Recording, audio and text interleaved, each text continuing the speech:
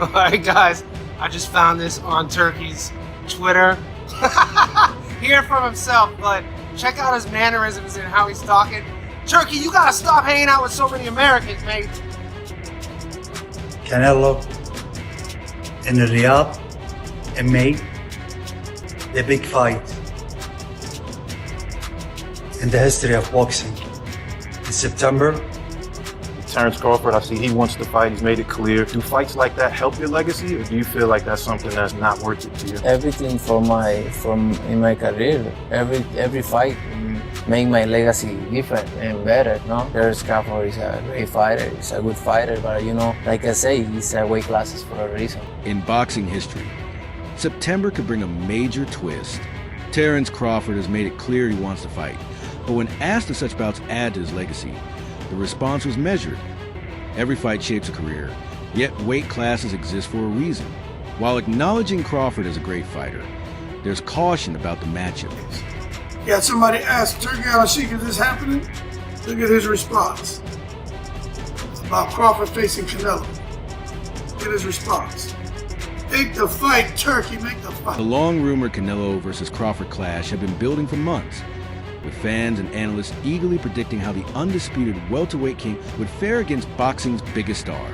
Terence Crawford, fresh off a dominant victory over Errol Spence Jr., was widely regarded as a pound-for-pound best, while Canelo Alvarez, the undisputed champion at 168, continued to command the sport's brightest stages and grandest venues. The anticipation was electric, and with Turkey Al-Sheikh's track record of delivering blockbuster events in Saudi Arabia, many believe an official announcement was inevitable. Yet, in a surprising twist, Al-Sheikh changed course, casting sudden doubt over whether this dream matchup would actually take place. and he's starting to rehab now and training again. And we hope to.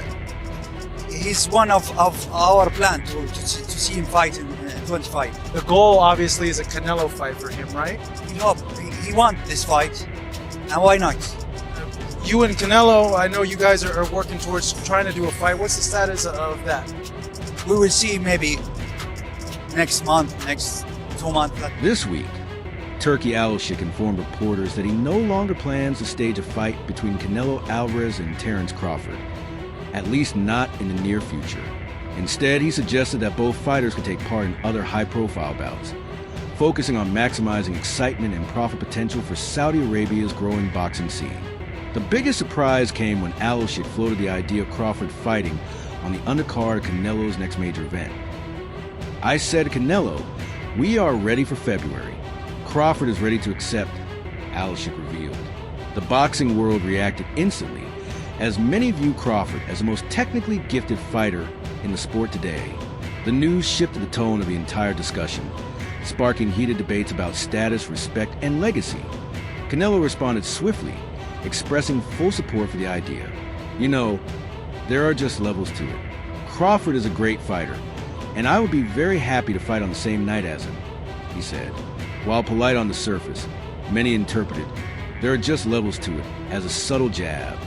Canelo acknowledging Crawford's skills, but making it clear who the main attraction and true headliner would be. Said to you, Canelo, we are ready to February.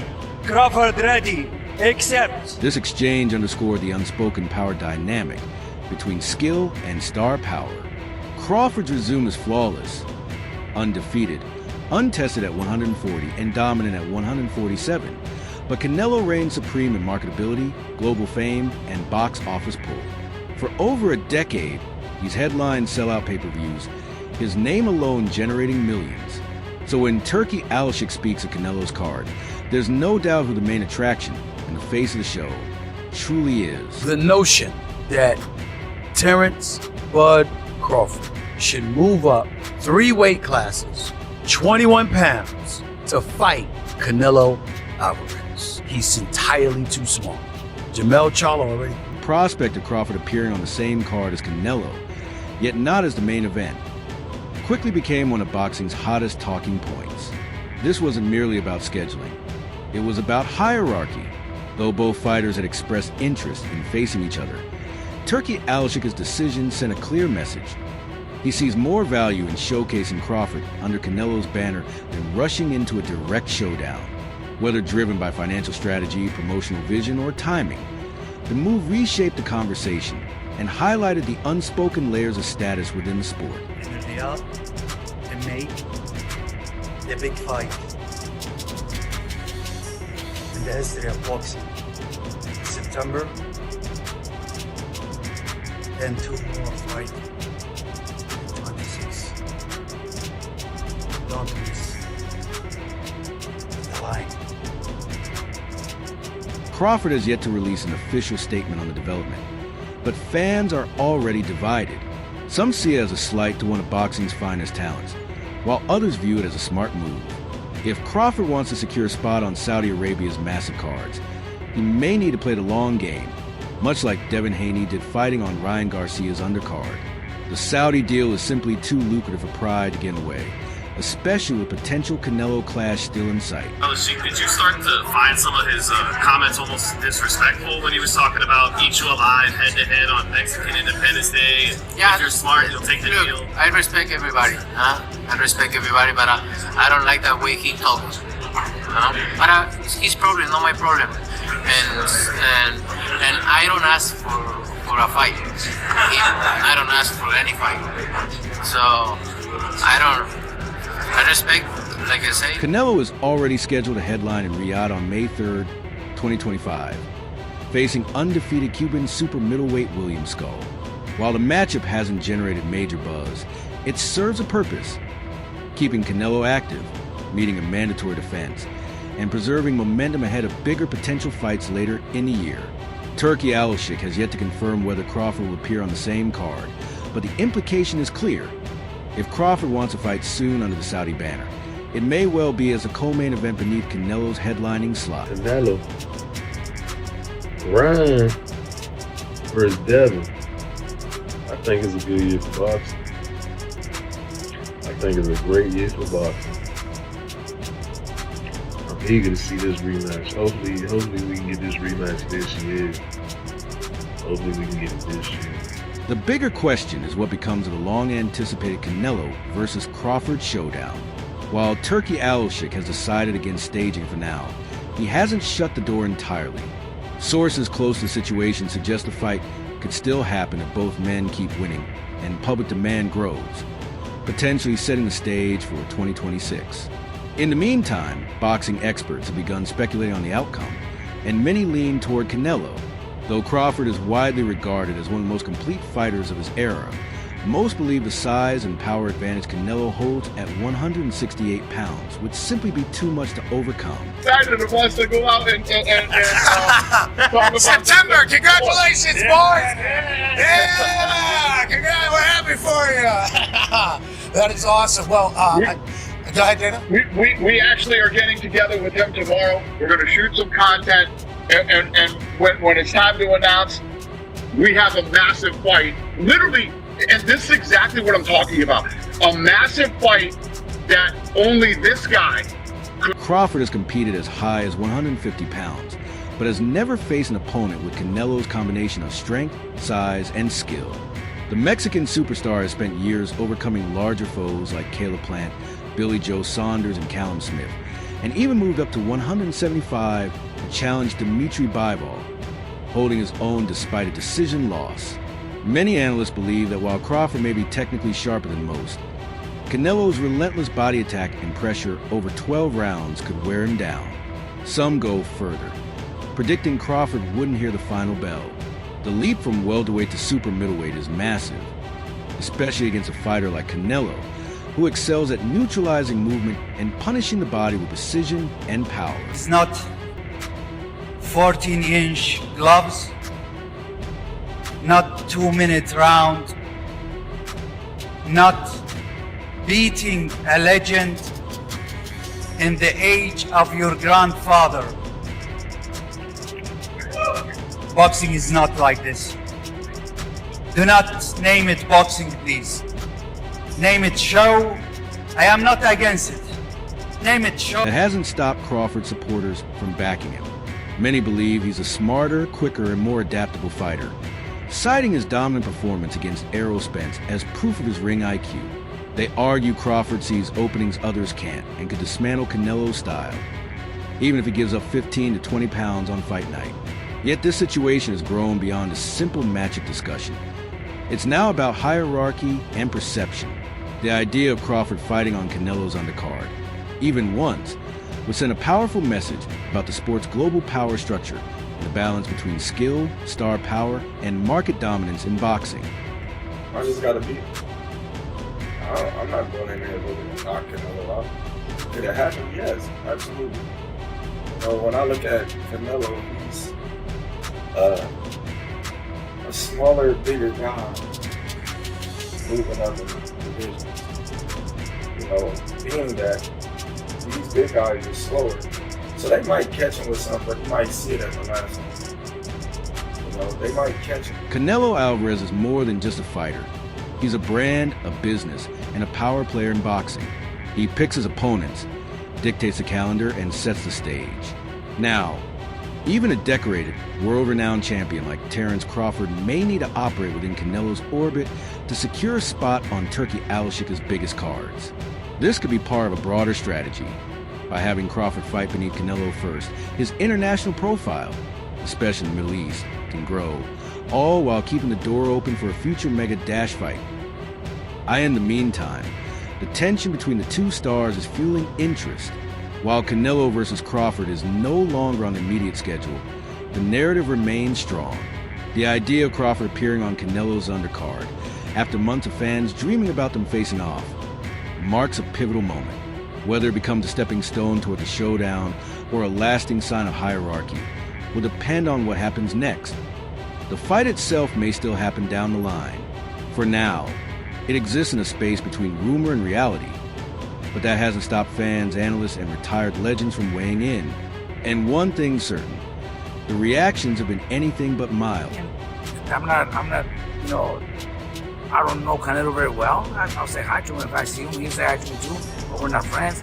You know, I could probably say I spend more time with Crawford, so I would love to see Crawford pull it out. I would be more happy to see Crawford win, you know, because I know him better. I know him, I see him develop and come. Abel Sanchez, one of boxing's most respected and seasoned trainers, has recently added his voice to the Canelo versus Crawford debate, and he didn't hold back. For those unfamiliar, Sanchez isn't just another guy with a whistle and stopwatch. He was the driving force behind Gennady GGG Golovkin's rise to stardom, and is renowned for his deep understanding of ring IQ, strategy, and the nuances of weight classes. Speaking to Fight Hub TV, Sanchez dismissed the hype surrounding a potential Crawford-Canelo clash. "Come on, I think it's a ridiculous fight myself," he said bluntly. "Crawford is too small." It wasn't a jab meant to belittle Crawford's skill. It was, in Sanchez's view, a cold and dangerous truth. In boxing, size matters. He praised Crawford's hand speed and ring intelligence, but drew a clear line. Canelo, he believes, is simply too much. Sanchez compared the situation to when Kell Brook moved up in weight to challenge his own fighter, Golovkin. Brook's speed and sharpness troubled GGG for a few rounds, but once Golovkin's power and pressure began to connect, the outcome was inevitable. Sanchez sees the same script playing out with Canelo and Crawford. The hand speed will be there early, he explained, but as the fight goes on, Canelo is going to start pounding on him. In Sanchez's eyes, anything Canelo lands will hurt Crawford, and by the time Crawford adjusts the timing, the damage will already be done. He even offered prediction. Canelo closes the show somewhere between rounds 9 and 12. It's a blunt, brutal assessment from a man who's seen countless big fights, and while Sanchez respects Crawford's greatness, he believes that against Canelo at 168, the size and power gap would be decisive. Triple G on Bud's resume. There's no Trout on Bud's resume. There's no Daniel Jacobs on Bud's resume. Canelo is the one that's fought the elite level opposition. It's Canelo that fought Laura. There is no Laura on Bud's resume. There is no Laura on Bud's resume. Bud has never faced a multiple division champ. Bud has never faced a multiple division champ. Yeah, but Bud is an elite boxer. So you're an elite boxer, but you haven't fought elite. While fans still dream of Crawford pulling off the impossible, seasoned boxing veterans are already predicting the ending. Abel Sanchez even pointed to Crawford's most recent outing, his 154-pound win over Israel Madrimov as proof that weight matters. I don't care how much he bulks up or what he does to get to that level. 168 is going to make a difference. Sanchez insisted Crawford supporters, however, aren't just dismissing the size gap. They're flipping the entire narrative. Attention spiked when new training footage of Canelo surfaced online. The Mexican star looked sharp. Tight hooks, crisp technique, fluid movement. Classic Canelo. Yet some viewers thought he appeared just a touch slower and less explosive than before. That's when the takes started flying. One fan declared, undisputed at 5 weights. Another claimed, I think Crawford is too quick. Canelo looks a little slow. One even speculated that age might be creeping up on him. He's looking slower. Crawford will be thrilled. Naturally, Canelo's faithful fired back. King of 168. Let's go, one wrote. Another added, he still has that power. A third chimed in, his precision alone will be a nightmare for Crawford, especially with the size advantage. And that's where this fight currently lives. In the clash between cold logic and pure belief, between experience and hope, between size and skill. For now, Canelo is locked in to face undefeated Cuban William Skull on May 3rd in Riyadh. Skull may not be a household name, but the fight matters. It keeps Canelo active, satisfies a mandatory defense, and should he win, reaffirms his status as the undisputed super middleweight king. If that happens, a bout with Crawford becomes more than just a blockbuster. It becomes historic. IT would be a 2-time undefeated super middleweight champion, defending against a 4-division world champion aiming to become a 5-division legend. That's legacy stacked on top of legacy. Meanwhile, Crawford isn't idly waiting. He's quietly in the gym, adapting his body to the new weight, refining his tools, and reshaping his frame to handle the challenge of a man who has traded punches with the very best in boxing. I do wonder how effective Crawford can be if he's moving up in weight. You know, like you're starting to see that, now he's not quite as strong, knockout is over, but he can box really, really, really well. But Madrimov pressed him the whole fight, so obviously the power wasn't getting the respect that he might have gotten when he was a little at the smaller weight classes. And remember, Canelo is a guy who presses a lot. That's one thing Canelo does. Canelo's not very active. That's not hype, it's obsession. Crawford isn't the type of fighter who just prepares. He transforms. He's studying Canelo's every pattern, every habit, every tell. Whether that's enough to close the power gap is the million-dollar question. Some think they already know the answer, and they're betting real money on it. Former heavyweight champion Shannon Briggs recently lit up the debate with a bold prediction. I've got Crawford by stoppage, a brutal stoppage, he said on SNS. I've got /$1 000 on it now. That's not just talk, that's conviction. And when a man who shared the ring with Lennox Lewis and George Foreman tells you Crawford will stop Canelo, people pay attention. Briggs doubled down, saying, if I'm easy work, why doesn't he just take the fight? But instead, he wants $200 million for Benavidez and $150 million to fight me. That tells me I'm a threat to him and to his reputation. The reaction was immediate. Many scoffed. Crawford stopping Canelo? You're dreaming. Others wondered if Briggs had spotted something the rest of the boxing world hadn't. Could it be Crawford's impeccable timing, Canelo slowing just enough, or simply the element of surprise? Still, most of the boxing establishment sees Crawford entering dangerous waters. This wouldn't be like Kell Brook moving up, landing a few clean shots, then being overwhelmed. This is Crawford, who genuinely believes he's the best ever. Stepping into Canelo's territory, a weight class the Mexican master doesn't just visit, but owns. And history shows Canelo is a fighter who gets stronger as the rounds tick by.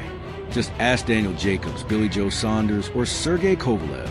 They all had their moments, flashes of success, but in the end, the size, power, and pressure broke them down. The difference here? None of those opponents had Crawford's mind. That's where Bud fans place their faith, in his ability to outthink the danger, to win a chess match before it turns into a slugfest. If Canelo gets past William Skull in May, the September clash with Crawford wouldn't just be a meeting of styles. It would be a collision of timing, stamina, and ego. And in boxing, those three can decide everything. I'm going with Terence Crawford. Big weight jump, a dangerous fight, but somebody's got to prove to me that they can break Terence Crawford's will and that he can't figure it out against you. You know, it ain't no disrespect toward Canelo, but I've said this the last couple of years. I'm not betting against Terence Crawford against nobody right now. You got to show me. Work. I heard him say, "I'm easy work." If I was easy work, would you would take all that money that he's offering. But yet still, he want $200 million for Benavidez, and he want $150 million to fight me. So that just lets me know right there that I'm a threat to him. I'm a threat to him. I'm a threat to his leg. On one side stand a proven champion, battle-tested, polished, and the biggest brand in boxing. On the other, a cerebral assassin who's built his legacy in silence, with no flashy marketing or social media stunts, just pure, calculated violence. So, what's your take on this potential showdown? Drop your thoughts in the comments, and don't forget to like and subscribe for more boxing content.